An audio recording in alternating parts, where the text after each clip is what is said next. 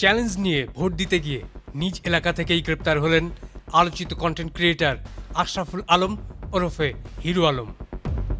বৃহস্পতিবার দুপুর 2টার দিকে রীতিমতো সিনেমার স্টাইলে ধাওয়া করে বগুড়ার শাহজাহানপুর উপজেলার ঢাকা-বগুড়া মহাসড়কের থানা সংলগ্ন এলাকা থেকে তাকে গ্রেপ্তার করে পুলিশ।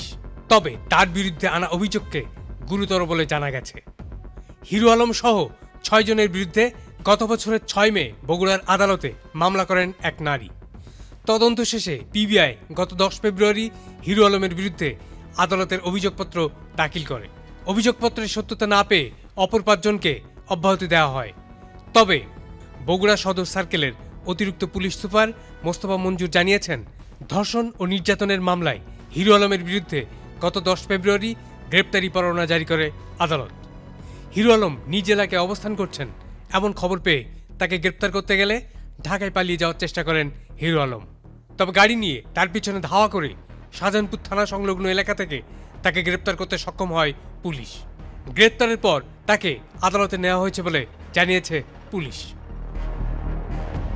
মামলার বিবরণী অনুযায়ী হিরো আলম বিয়ের প্রতিশ্রুতি ও নায়িকা বানানোর আশ্বাস দিয়ে একাধিকবার বাদীকে ধর্ষণ করেন।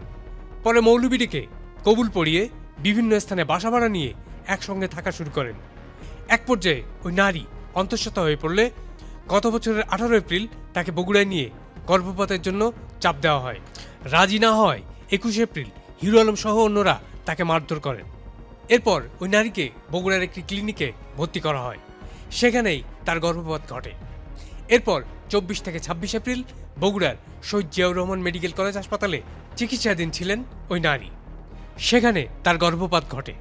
অভিযোগপত্রে আরও বলা হয়েছে, সিনেমা বানানোর কথা বলে ওই নারীর কাছ থেকে 15 লক্ষ টাকা ধার নিয়েছিলেন hero Alam.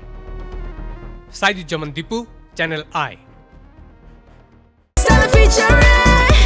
Next level, well done, side by side, free.